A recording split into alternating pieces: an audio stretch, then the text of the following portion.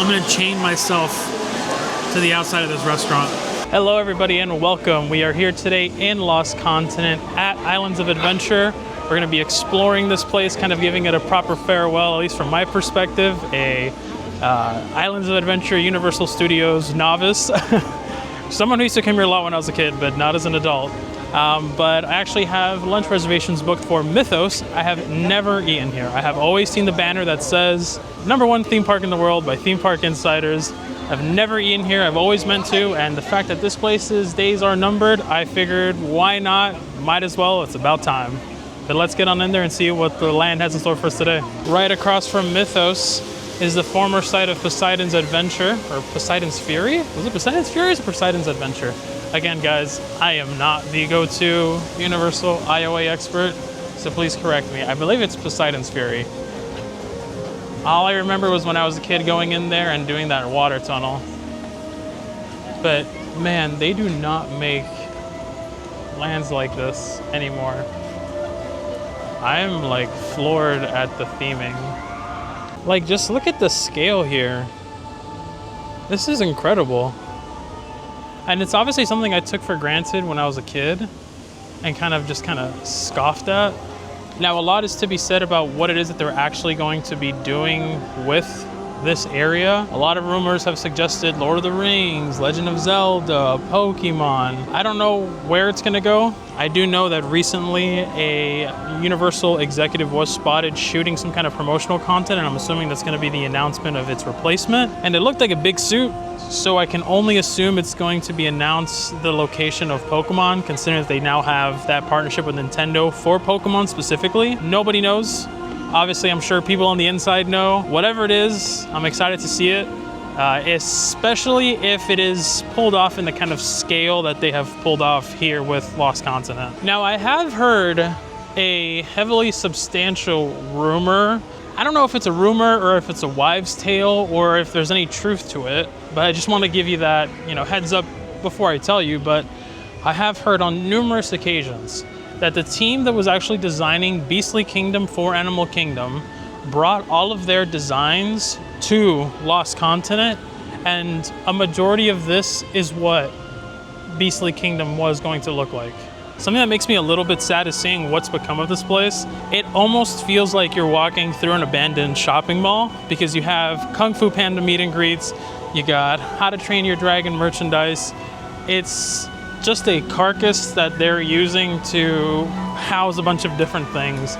And it's a really kind of sad feeling being here, knowing that this place was like such a big part of the 90s and early 2000s culture. And even here, with the kind of attractions that they had in here, it was popping off at one point, especially when you had Dueling Dragons. Something that's also incredible about the theming here is the rock work right outside of Mythos. Like, guys, does this look like it belongs in Florida? This is not Florida. This is insane. Also, guys, it is an absolute scorcher today. I didn't even check the temperature, but there is like barely any clouds. Like, there's some, but it is like just pouring down heat. I wanted to actually stop to the side and maybe Google who these people are. I know one of them is Zeus. Don't know who the other person was. Again, I am not the expert here at all, so I need to use Google, and I will tell you in just a second who they are. Okay, so this is Narcissus, and he's pointing down, or facing down, and staring at his own reflection, aka a narcissist. And as I said, that is Zeus. All right, so luckily I was actually able to get an earlier time for my lunch reservation. So in about 15 minutes, I'll be able to check in, which is good because I am very, very hungry. I have not eaten anything since 5 a.m. But I do want to come and take a look and see what is down here in this little walk path area. Okay, so it's like a walk path behind Mythos. Oh, somebody left their hat over here. Oh, wow. Look at this view.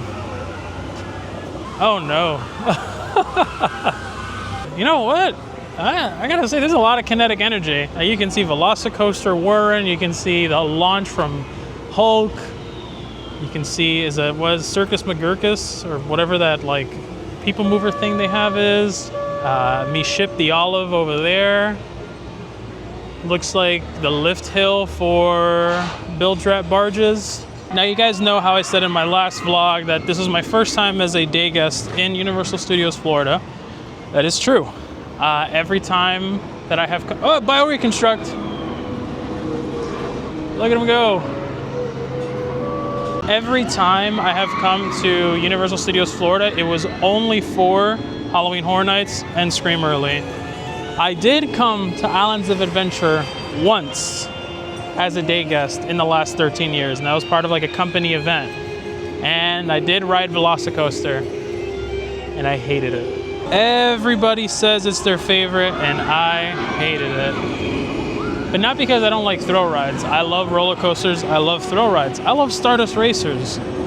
I just did not like the feeling of being thrown out of my seat. And you might be saying, Eric, Stardust Racers is the same ride system. They want you to fly out of your seat. Oh God, look at that. But it doesn't feel the same on Stardust. It feels insane and 10 times more intense on Velocicoaster. Now the main goal here today is just to explore and enjoy Lost Continent before it's closed forever, which should be relatively soon. But I am going to be coming back and exploring all of the other lands. Now that I have an annual pass, I can do so.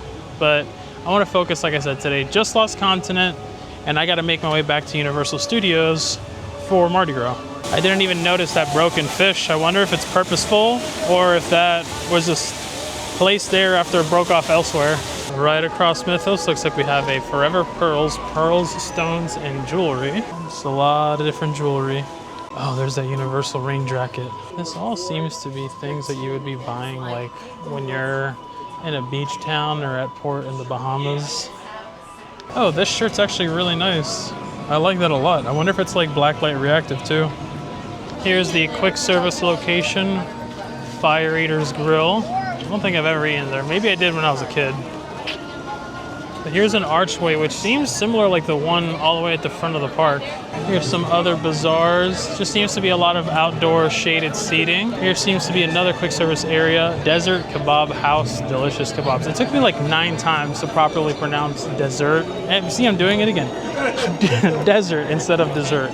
Over here is the location of the former All Hallows Eve boutique, which is actually open now at the front of the park, which we will be looking at today. But I've only ever gotten to go in here just once. But I like that they left the door here with all this theming. Oh, and the fountain is now talking to people and wetting them. I don't think I want to get over there because I don't want to get the camera wet. It looks like they have a lot of stuff here from How to Train Your Dragon. Okay. And we have a Kung Fu Panda meet and greet in Lost Continent. Here's a directory only pointing you to other places in the park. Hagrid's is at 120 minutes right now.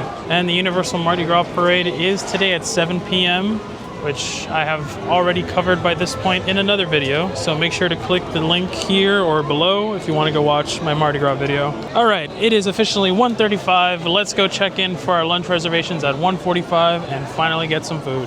I am so excited to finally try this place that is closing probably in a couple of weeks. And here's that famous banner. It's really nice mosaic as soon as we walk in here. Look at the light fixtures. You guys know how much I love light fixtures. Just look at this theming, dude. They do not make theme park restaurants like this at all. Oh, this looks like a Cerberus. Oh, wow. This is unbelievable. Guys, this is absolutely mind-blowing. I cannot get over the theming in here. Look at that beautiful wall. There's a giant fish over there too. All right, so here's the menu if you want to pause it and read it. I have not done any of my homework, so I'm just gonna go off of what sounds good, like I would a normal day guest. But I'm gonna give a minute to read all of this, and then I'll be back with you guys. All right, so I just met my server. She was awesome. She recommended getting the Poseidon's Fury, so I'm probably gonna do that, especially because I like mezcal, so I'm gonna be getting that. But on the food side, she was recommending some of the starters, and I'm thinking of either doing the flatbread or the spanakopita. Now, obviously, I don't want to get too full, but again, this is my only time coming here, so it's like, I gotta try everything.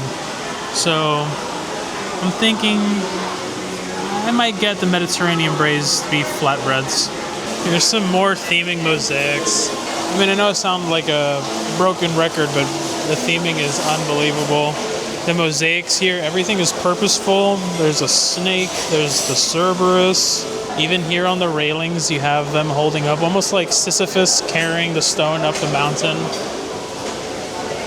And I was actually having a great conversation with my server, and she was telling me here about how the actual grill is the mouth of the sea monster.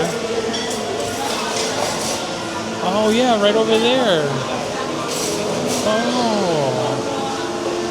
Oh wow. Look at all the brass.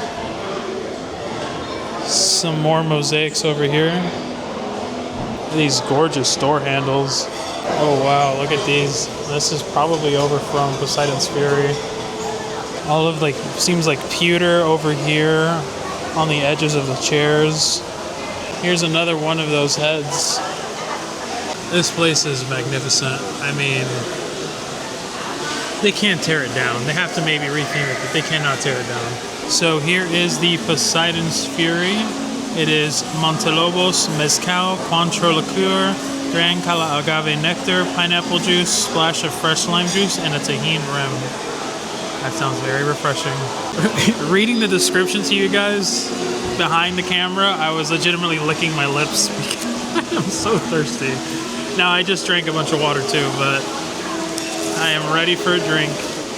Cheers! I can smell the smokiness of the mezcal when I brought the drink to me, but it does a really nice job of masking that mezcal smokiness with a good amount of sweet, but it's really nice and very refreshing. You guys, my server brought me the actual story pamphlet for Mythos, the Grotto of the Gods. I'm gonna put it here so you guys can pause it and read it, and I'm gonna read it myself and give you like a synopsis. Also, my flatbread came, and that looks incredible. Before I read anything, I want to try this flatbread. That looks so dang good. I can't even cut into this thing. How do I get a piece? Hold on.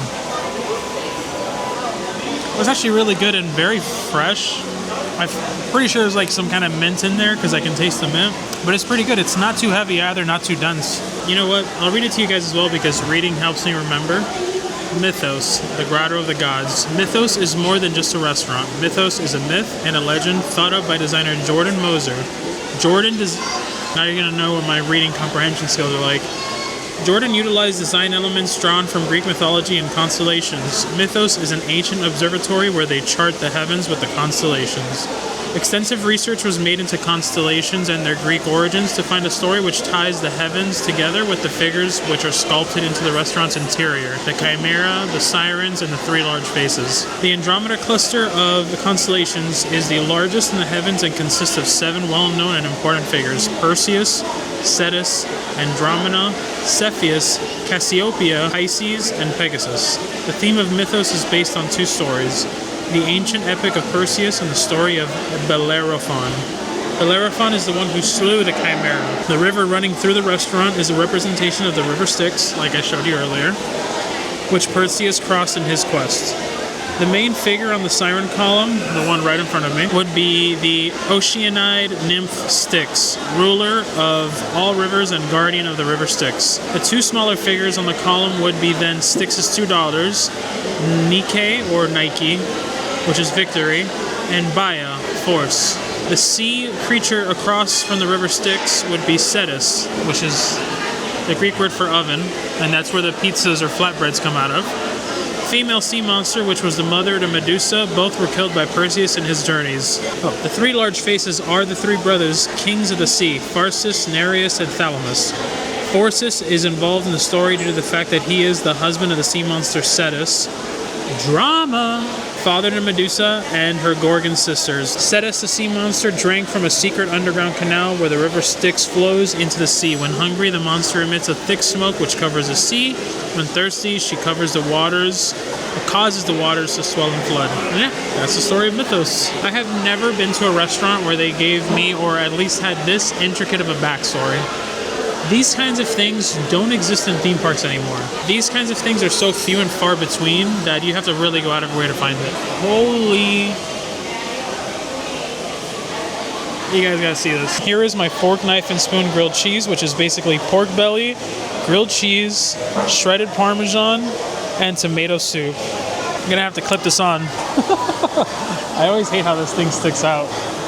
But I need a fork, knife, and spoon for this. This looks incredible.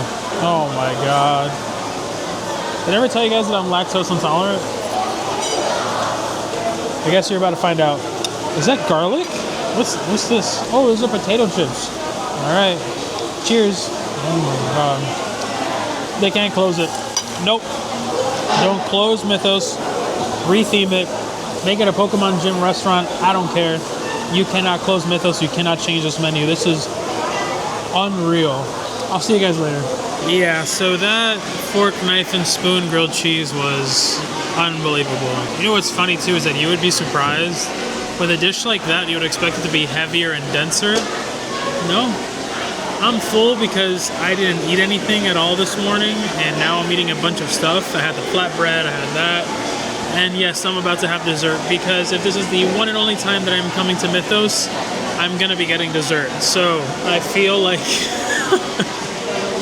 I set myself up for failure for the rest of the day. I still have to go back to Universal for another video to do the Mardi Gras food. Don't think I'm going to be doing a lot of that. However, if you want to watch what I did manage to eat, go ahead and click it. Alright guys, I got my cinnamon bread pudding. This looks so good and smells very heavily of cinnamon. I don't think I'm going to eat all of it because I'm not like a big sweets person in one sitting, but I am going to enjoy it. Alright. It's dense. At least it feels dense.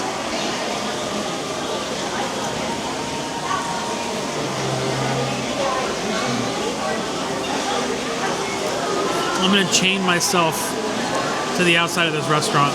Oh my god. Wow. It's almost like if you took a coffee cake and put it into bread pudding. That's what this tastes like. I'm genuinely wondering if this ice cream is gelato because it is so velvety and so smooth. It can't just be regular like Haagen-Dazs. There's no way. So final price with my annual pass discount came out to $75.08. Obviously with tip, gonna leave 25%, so it'll bring it to $93, but this was unforgettable. Here's some more theming that was discussed in that pamphlet. Obviously you have the siren and you have Pegasus here as well. Another mosaic right by the restrooms. And there's these trophies here. I feel like I'm playing Kingdom Hearts.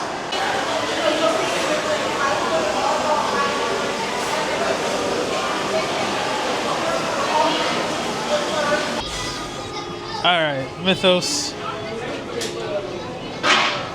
To me personally, definitely lived up to the hype. Definitely lived up to the wait. I don't know why I never came here as a kid. Every time that I was here as a kid and coming here as like a teenager, I kept seeing #1 theme park restaurant in the world, and I always assumed that it was expensive. Now granted, yes, I spent with tip $93 in one meal. Then again, I had a drink, cocktail alcoholic. I had an entree, I had an appetizer, and I had a dessert. That'll run you that much. And you can easily spend that amount of money when you're doing a world showcase eat around the world. But I'm glad I decided to come because that was really good. And part of that made it so special was how amazing my server Lakeisha was. Huge shout out to her. When I told her that I had always dreamed about coming here as a kid and avoided it, and now that it's closing, I finally came. She went above and beyond making that experience very memorable. So huge shout out to her. The theming was incredible. Her giving me the pamphlet so I could read the actual story for Mythos helped so much in enjoying all the thematic elements of it. But yeah, I'm gonna miss it. It's strange missing something that you just met, but it's the nature of the theme park game. Places go underutilized, you forget about it, and then once you know it's gonna close, you realize just how special it was. And I think it should be a lesson that we should all just enjoy these things before they're gone. But that was really good. Let's see if there's anything else in Lost Continent to explore before we head out for the rest of the day. I'm gonna be real with you guys here at Eric with the Land Industries, or Eric with the Land entertainment production company. We lead with honesty, always. Whatever they do with this area, there are so many like hidden, secret, private pathways that you can just pass gas. Like, I feel 10 times better after what you just saw me when I was talking to you about Mythos. I feel like 10 times less bloated because I've been passing gas and walking through these empty areas. You better not get rid of these. Here's just I didn't even notice this guy. Oh my God. Is that supposed to be Perseus, maybe? Could be. But here's the backside of Mythos.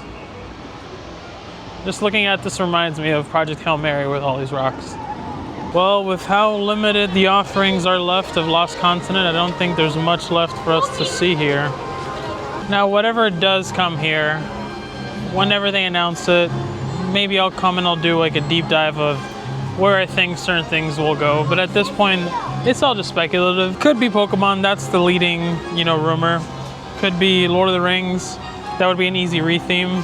Could be Legend of Zelda, also an easy retheme. But whatever comes here, if it's any kind of level of what Epic is in terms of immersion, I think we might be in store for something good. But for now, if you are in the area or if you're coming on to adventure, come to Lost Continent, go to Mythos, have a nice sit-down meal, enjoy it, take in all of the thematic elements, really enjoy a piece of architecture and theme park artistry that just doesn't exist anymore. And know that we might not ever get something like this ever again.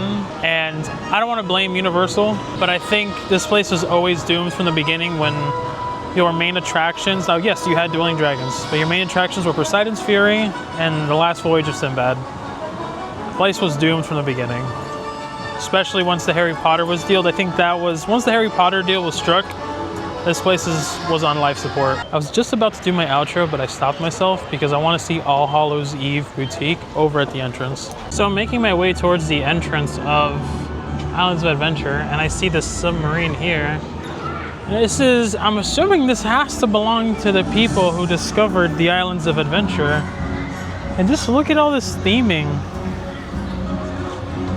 I mean, like fully tactile, like operational buttons and doodads and digits.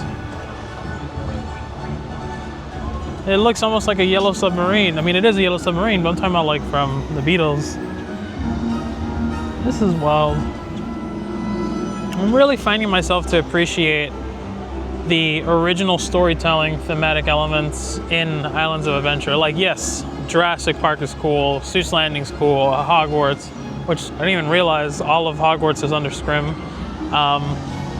Marble Island, all of that, but just seeing this, like, you don't get this in theme parks anymore. Maybe at Celestial Park you do. Looks like here, IOA, Islands of Adventure, 99, I believe the park opened in 1999, didn't it? POE, Port of Entry. But all of these thematic elements here remind me so much. Oh wait, was there a boat that used to take you from one side to the other? Hold on. Because why else would there be a queue here with switchbacks and a docking area? But yeah, this whole area here, Port of Entry, reminds me so much of Celestial Park. This is the kind of theming you see at Celestial Park. Here they have a croissant moon baker. I feel like you could easily tie this into Celestial Park somehow. Okay, so here we are, the new location of the All Hallows Eve Boutique. All right, so right off the bat, I mean, we're already seeing some horror stuff here with this.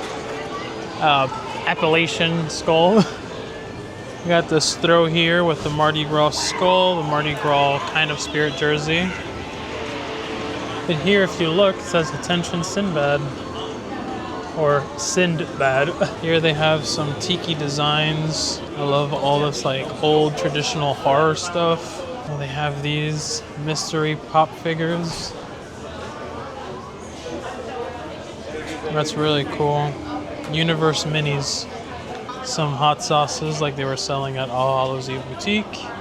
Some Psycho merchandise. Oh, here's the entrance to the old tribute store. Look at this like deep cut The Birds merchandise. And nothing says Halloween like He-Man and the Masters of the Universe. Oh my god, I love this shirt. These I believe we're in the scare zone in Horror Nights 31, if I'm not mistaken. Ah, here you go. All Hallows Eve, Lost Emporium. Here's a dinosaur skull. It looks like a Carnotaurus. And I think that is deliberate. Yep. You figure it out. Dr. Grant Seeker. That is cold. And here we go. Some more Halloween Horror Nights merchandise leading us in. Do you guys think this is intentional? A bunch of skulls and petrified antlers and stuff with a trident. Hold on, you guys. Dude, what? A giant hot air balloon? Oh my god. Dude, I can definitely see where Celestial Park got its inspiration from. Now again, I know I've said it plenty of times over these last two videos, but I have to reiterate. I came here a lot when I was a kid. Once I was a teenager, I kind of stopped and I was just going to Disney only. I don't remember any of this. So I'm basically seeing it for the first time ever. And I see where Celestial Park gets so much inspiration from. And that is my favorite place in Epic Universe, other than obviously Isle of Berk. But this is unbelievable.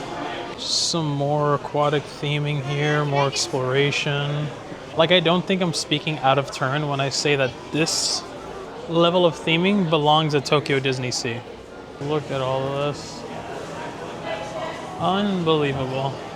Oh my god.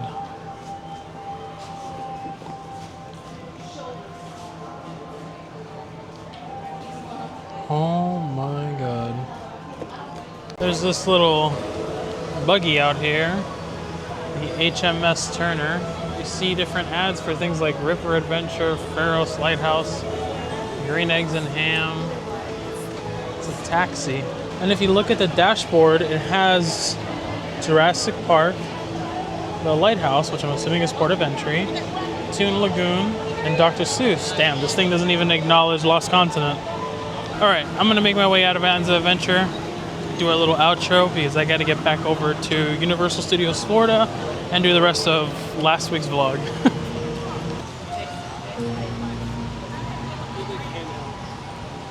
Alright, we are standing here right in front of Pharos' Lighthouse. You can probably see there you go, the IOA logo. Just an amazing time here at Islands of Adventure. I'm always the first type of person to admit when I am wrong. And there's a reason why I go to Disney all the time. It's just what I'm comfortable with and what I know well. And there's always something new to do there. And I always often overlook Islands and Universal Studios. I only ever come for Horror Nights. But coming here today to Islands just to explore Lost Continent, just to go to Mythos, is one of the best theme park experiences I've ever had because there is so much intentional, pure, unadulterated creative freedom and theming here that you don't find in theme parks. And I'm sorry if I keep repeating the same thing over again. It's just amazing. But thank you guys so much for coming along with me and enjoying Mythos with me for my very first time. And it looks like it's about to pour. It wouldn't be a trip to Universal if it didn't pour. But yeah, thank you all so much for coming. I love you all very much. Have a good rest of your day. I will see you all in the next one. Doc Sagru's Desert Desert Kebab House, delicious kebab.